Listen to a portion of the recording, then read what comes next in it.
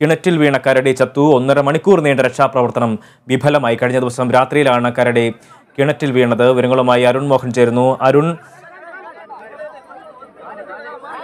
ഏറെ നേരത്തെ പരിശ്രമമായിരുന്നു കരടിയെ ജീവനോടെ പുറത്തെത്തിക്കുക എന്നതിന് വേണ്ടി നടത്തിക്കൊണ്ടിരുന്നത്. എന്നാൽ അത് വിഫലമായിരിക്കുകയാണ്.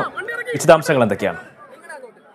ഈ സൂചിപ്പിച്ചതുപോലെ വളരെ ഈ പറഞ്ഞ പോലെ 1.5 മണിക്കൂറോളം നീണ്ട ഒരു ശ്രമത്തിന്റെ ഫലം വളരെ വിഷമകരമായ ഒരു ഘട്ടത്തിലേക്കാണ് നമുക്ക് ഇപ്പോൾ പങ്കുവയ്ക്കാൻ കഴിയുന്നത്.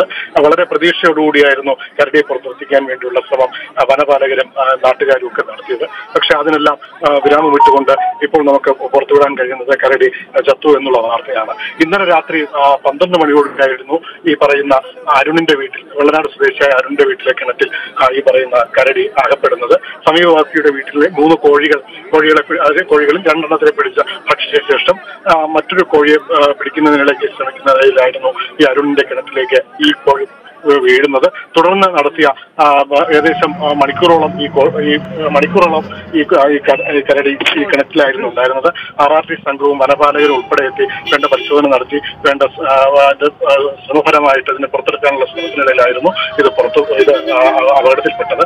മയക്കുവെടി വെച്ച് മയങ്ങിയ ഈ കരടി നമുക്കറിയാവുന്നതുപോലെ വെള്ളത്തിലേക്ക് വീഴുകയായിരുന്നു. ഏകദേശം 1.5 മണിക്കൂറോളം നീണ്ട ശ്രമം ഫലമായിരുന്നു ഇതിനെ പുറത്തെത്തിച്ചപ്പോഴേക്കും ഇതിന് ജീവനില്ല എന്നാണ് മനസ്സിലാക്കാൻ കഴിഞ്ഞത്. തുടർന്ന് ഇതിനെ ഇപ്പോൾ പാലോട് ആശുപത്രിയിൽ എത്തിച്ച് അതിന്റെ മരണം സ്ഥിരീകരിച്ചതിന് ശേഷം DFO ഔദ്യോഗികമായിട്ട് നമുക്കിപ്പോൾ അറിയിച്ചിരിക്കുകയാണ് അത് ചത്തുപോയിട്ടുള്ളത്. എന്തായാലും വനംവകുപ്പിനുണ്ടായ ഒരു ഗുരുതരമായ ഒരു പിഴവെന്നാണ് ഇപ്പോൾ നമുക്ക് ഇതിനെ ചൂണ്ടിക്കാട്ടുന്നത്. ഇതിനെ തുടർന്നുള്ള അന്വേഷണമൊക്കെ ഉണ്ടാവാനാണ് സാധ്യത.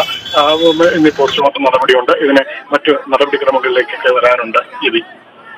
ഈ പിഴവുമായി ബന്ധപ്പെട്ട എന്തെങ്കിലും തരത്തിലുള്ള നടപടികൾക്ക് സാധ്യതയുണ്ടോ? എപ്പോഴാണ് ഇത് കിണറ്റിൽ നിന്ന് എടുക്കുന്ന സമയത്ത് തന്നെ ഇത് ചത്തിട്ട് തന്നെയാണോ അതിനെ എടുത്തത്?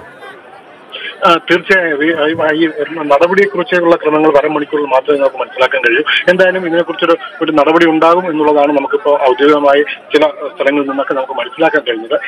ഇത് എന്തായാലും കരടിയെ വെടിവെച്ച്, അതായത് ഡോക്ടറെത്തി അതിന്റെ പൂർണ്ണ ആരോഗ്യസ്ഥിതിയിലുണ്ടായിരുന്ന ഒരു കരടി തന്നെയായിരുന്നു. അത് എല്ലാം ബോധ്യപ്പെട്ടതിന് ശേഷമായിരുന്നു ആദ്യം മയക്കുവെടി വെക്കുന്നത്. മയക്കുവെടി വെച്ചതിന് ശേഷം ഇതിനെ ഈ പറയുന്ന വലയിലേക്ക് വീഴുന്ന, മയക്കുവെടി വെച്ച് മയങ്ങി വീഴുന്ന കരടിയെ പുറത്തെത്തിക്കുക എന്നുള്ളതായിരുന്നു അവരുടെ ദൗത്യം. എന്നാൽ ഇവിടെ സംഭവിച്ചത്, ആദ്യ വെടി വെച്ചപ്പോൾ തന്നെ അക്രമാസക്തരായ, അതായത് വെടികൊള്ളാതെ അക്രമാസക്തരായ കരടി ഈ പറഞ്ഞ പ്രതീക്ഷകളെല്ലാം തെറ്റിച്ച് വലയിൽ നിന്ന് പുറത്തേക്ക് ചാടുന്ന ഒരു അവസ്ഥയായി. ഇത് ശ്രദ്ധിക്കാതെ ആയിരുന്നു രണ്ടാമത്തെ ഒരു വെടി വെക്കുകയായിരുന്നു. തുടർന്ന് അബോധാവസ്ഥയിലായ കരടി കിണറ്റിലേക്ക് വീഴുകയായിരുന്നു. വെള്ളത്തിന്റെ ആഴം അല്ലെങ്കിൽ വെള്ളത്തിന്റെ അവസ്ഥ പരിസരവാസികൾക്കോ വീട്ടുകാർക്കോ അറിയില്ലായിരുന്നു. അത് ബോധ്യമല്ലാതെ ആയിരുന്നു. എന്തായാലും വലയിൽ നിന്ന് പുറത്തായ കരടി അബോധാവസ്ഥയിൽ ഈ കിണറ്റിലെ വെള്ളത്തിലേക്ക് താഴ്ന്നു വീഴുന്നു.